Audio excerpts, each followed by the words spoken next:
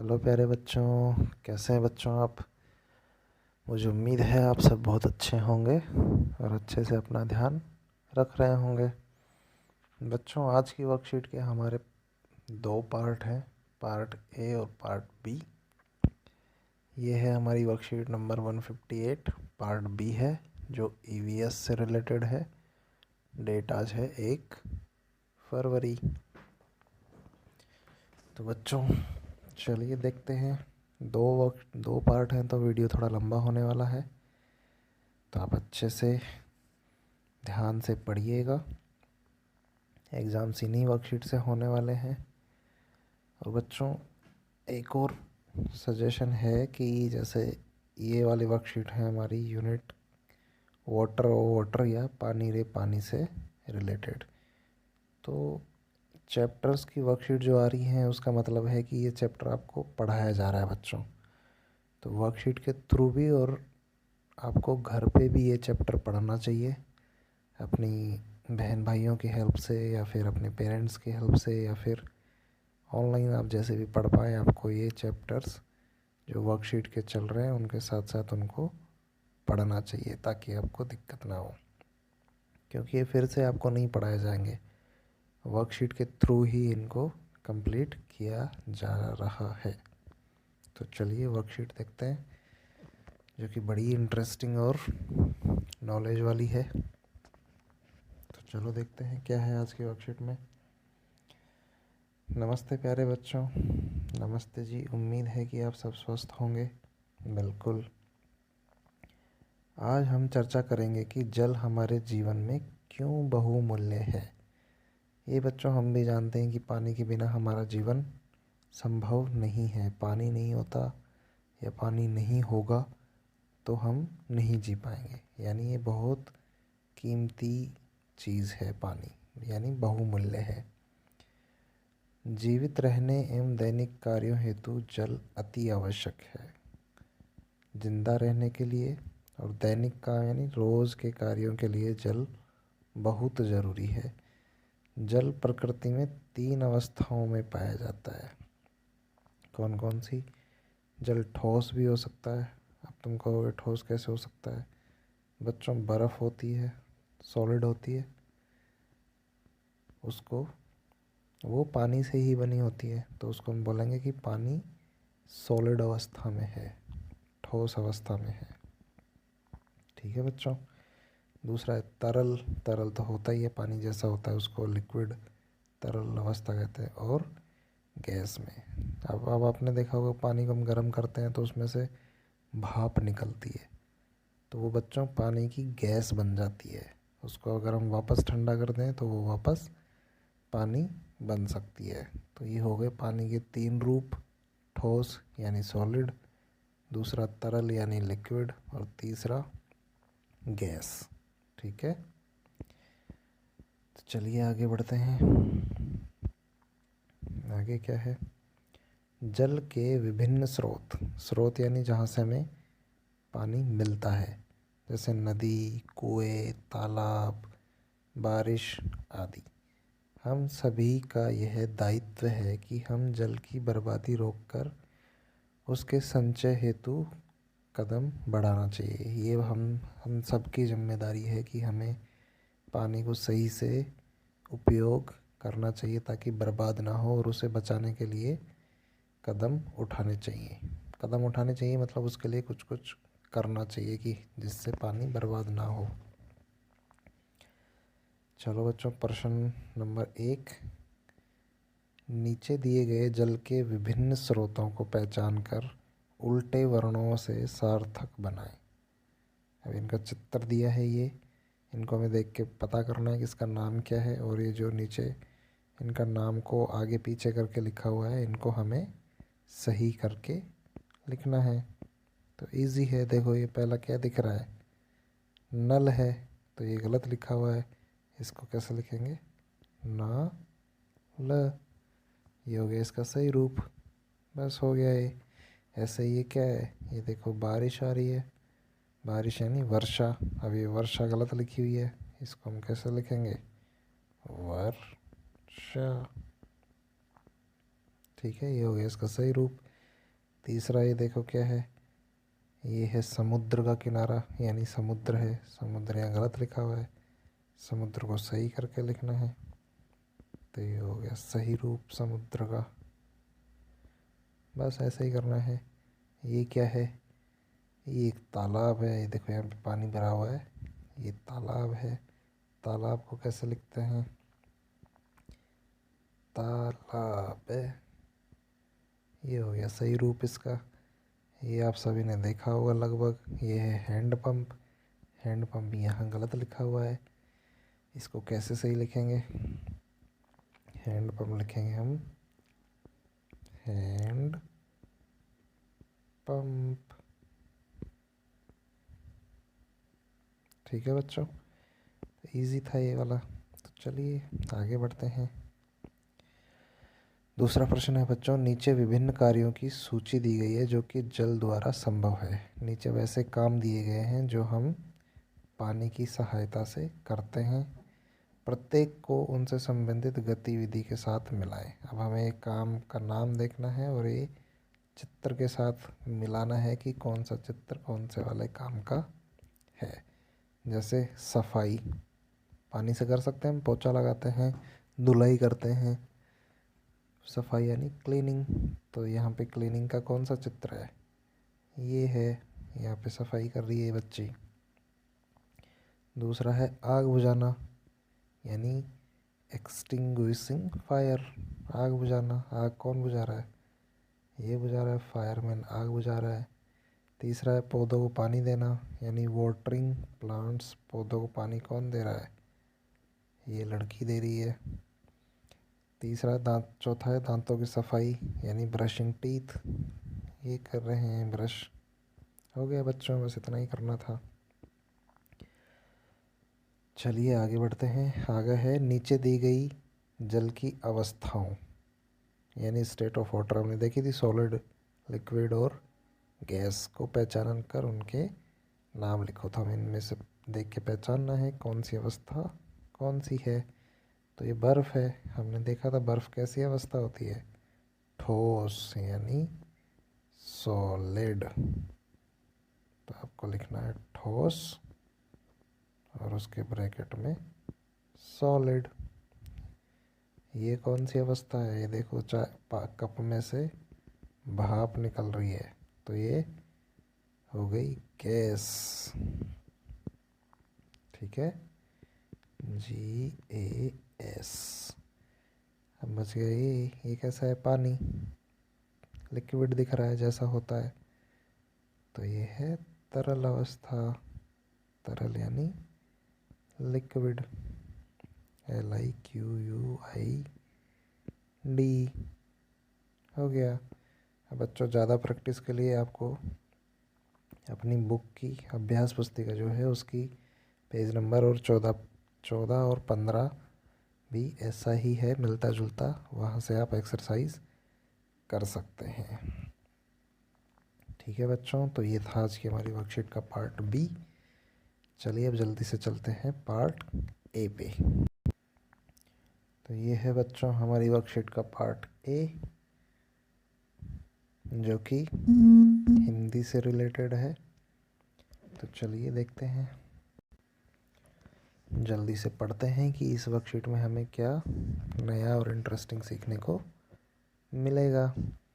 तो ये पार्ट है बच्चा, जब मुझको सांप ने काटा। ये आपकी रिमझिम बुक का चैप्टर है, उसी से रिलेटेड ये वर्कशीट है। अगर आपने चैप्टर नहीं पढ़ा है तो कोई दिक्कत नहीं है, वर्कशीट में आपको दिक्कत नहीं होगी, लेकिन आपको चैप्टर पढ़ लेना चाहिए ताकि आपको आगे प्रॉब्लम नहीं हो।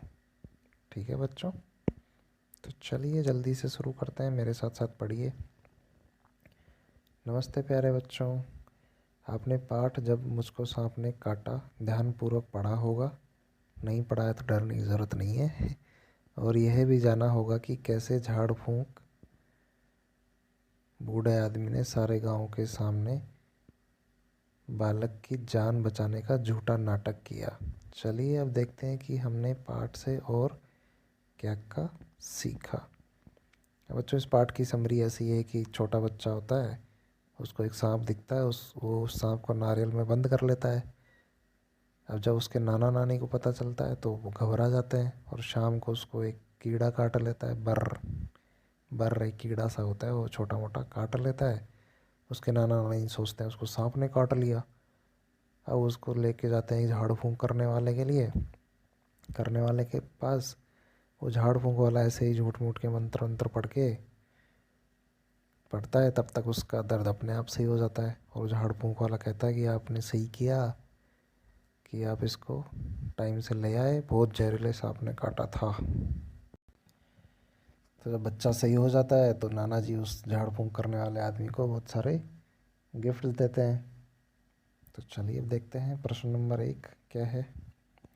प्रश्न नंबर 1 है बच्चों बच्चों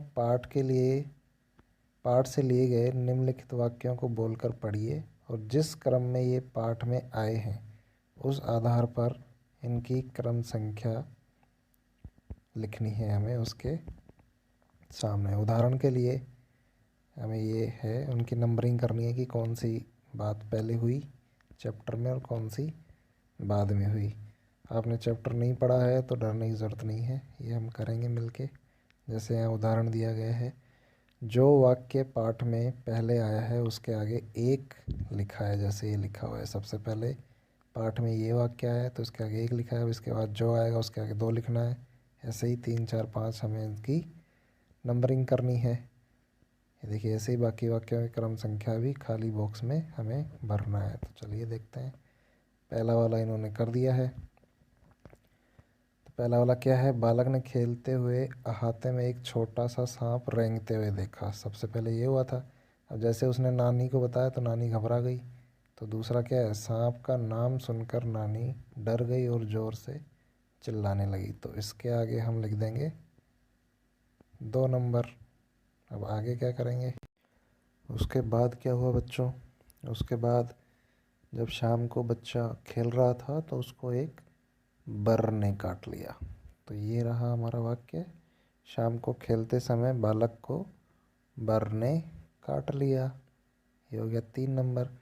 अब जब वो काटा तो उसके नाना नानी ने सोचा कि उसको सांप ने काट लिया और उसको लेके तुरंत झाड़ फूंक वाले आदमी के पास ले गए। तो ये वाला ये रहा, नाना नानी को समझा कि उसको सांप ने काटा, तुरंत उसे झाड़ फूंक वाले आदमी के पास ले गए। तो ये हो गया हमारा सेंटेंस नंबर 4। अब बताइए, नाना नाना जी ने झाड़ फूंक करने वाले आदमी को खूब सारे उपहार दिए। जब बच्चा सही हो गया तो नाना ने उनको खूब सारे गिफ्ट दिए। ठीक है बच्चों, तो ये हो गया हमारा प्रश्न नंबर 1। चलिए प्रश्न नंबर 2 देखते हैं। प्रश्न नंबर 2 में क्या करना है बच्चों, नीचे लिखे वाक्यों को बोलकर पढ़िए। ये जो वाक्य हैं इनको हमें पढ़ना है। यदि विराम चिन्ह सही जगह है तो उनके वाक्य के आगे खाली स्थान पर सही का निशान बनाइए, अन्यथा गलत का निशान बनाइए। अब हमें देखना है कि इसमें जो विराम चिन्ह वगैरह है, कोमा है, फुल स्टॉप है, पूर्ण विराम है, क्वेश्चन मार्क है यानी प्रश्नवाचक चिन्ह है, वो सही लगे हैं तो हमें सही टिक करना है। अगर नहीं लगे हैं सही तो हमें गलत का टिक करना है। तो चलिए पढ़ते हैं। पहला वाक्य है हमारा, केचुआ कौमा गिरगिट और सांप रेंगने वाले जीव है पूर्ण विराम। तो ये सही है, इसमें कौमा भी लगा है और वाक्य ख़त्म हो गया तो पूर्ण विराम भी लगा है, तो ये सही है। दूसरा है, बर किस रंग की होती है, फुल स्टॉप यानी पूर्ण विराम। अब बच्चों अगर हम कोई प्रश्न पूछते हैं तो उसके अंत में हम प्रश्नवाचक चिन्ह लगाते हैं। तो ये पूछ रहा है कि बर किस रंग की होती है, ये पूछ रहा है, लेकिन इसके अंत में प्रश्नवाचक चिन्ह ना होके पूर्ण विराम है, जो कि गलत है। यहाँ पे प्रश्नवाचक चिन्ह होना चाहिए था। तीसरा है बच्चों, मेरे नाना नानी मुझे प्यार करते हैं। अभी वाक्य ख़त्म हो गया तो इसके बाद पूर्ण विराम लगना चाहिए था, ना कि कॉमा। कॉमा लग रहा है मतलब अल्प विराम है, इसके बाद कोई और बात होगी, लेकिन ये तो बात ख़त्म हो गई तो इसके अंत में पूर्ण विराम लगना चाहिए था लेकिन नहीं लगा हुआ, इसलिए ये गलत है। ठीक है बच्चों, तो ये वाला वाक्य हमारा है गलत, तो इसके आगे हम लगाएंगे गलत का निशान। तीसरा क्या है, हाय ये क्या हो गया। तो हाय आया तो बच्चों इसके आगे हम लगाएंगे विस्मयादिबोधक, एक डंडा और उसके नीचे बिंदी। ठीक है, ये क्या हो गया, ये भी एक तरह का प्रश्न है, तो क्वेश्चन मार्क आना चाहिए था या फिर विस्मयादिबोधक आना चाहिए था। दोनों में से कोई भी नहीं है तो ये वाक्य गलत, तो गलत का निशान लगाएंगे। तो ये हो गया बच्चों प्रश्न नंबर 2। आसान था, मुझे उम्मीद है आपको भी अच्छे से समझ में आ गया होगा। आगे बढ़ते हैं प्रश्न नंबर 3 पे।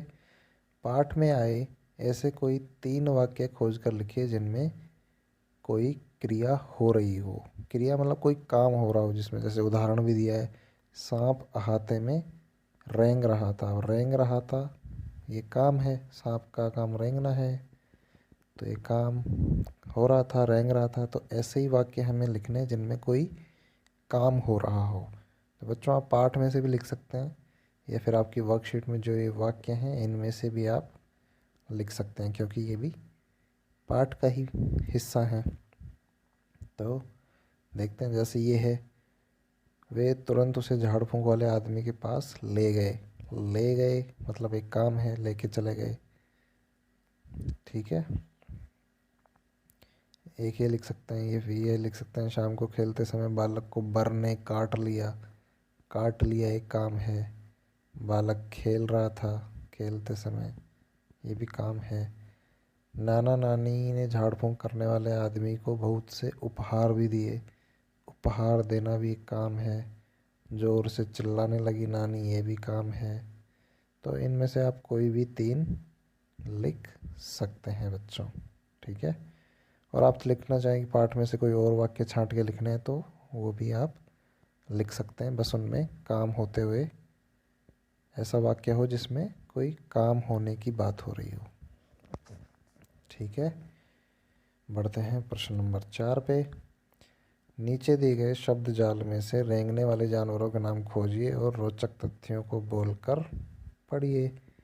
तो ये इनमें से हमें जानवरों के नाम ढूंढने हैं और ये उनके बारे में कुछ रोचक तथ्य हैं, इंटरेस्टिंग बातें हैं, इनको हमें पढ़ना है। तो जैसे पहले हम नाम ढूंढते हैं, जैसे ये दिया है मगरमच्छ, ये हमें दिया है। और क्या हो सकता है, ये देखिए गिरगिट है, गिरगिट। इधर केचुआ है, दिख रहा है। हाँ ये छिपकली है। तो ढूंढे, आए कि नहीं आए इस जानवरों का नाम। और कोई दिख रहा है आपको? और तो मुझे तो नहीं दिख रहा, इतना ही है। कछुए, कछुआ दिख रहा है कहीं? तो जितने हो सकते थे हमने ढूंढ लिए। चलिए अब जो रोचक तथ्य हैं उनके बारे में पढ़ते हैं। पहला रोचक तथ्य है सांप के बारे में। तो बच्चों सांप का रोचक तथ्य क्या है, सांप के कान नहीं होते, वह बीन की धुन सुनकर नहीं नाचता, अपितु वह बीन बजाने वाले सपेरे से डरकर अपना फन फैलाता है और हमें लगता है कि वह सुन रहा है, वह झूम रहा है। बच्चों ये तो बड़ा इंटरेस्टिंग है। ये कह रहे सांप के कान नहीं होते, वो बीन को सुनकर नहीं नाचता, वो उससे डर के फन तानता है और वो हमें लगता है कि वो बीन की आवाज़ से नाच रहा है। वो सुनते नहीं हैं बच्चों, वो महसूस करके ही अपना सब काम करते हैं। दूसरा है गिरगिट के बारे में। गिरगिट अपनी त्वचा का रंग बदल सकता है, ये तो आपने भी देखा होगा। वह अपनी दोनों आँखों को एक ही समय में अलग अलग दिशाओं में घुमा सकता है। बच्चों आप ऐसा कर सकते हैं?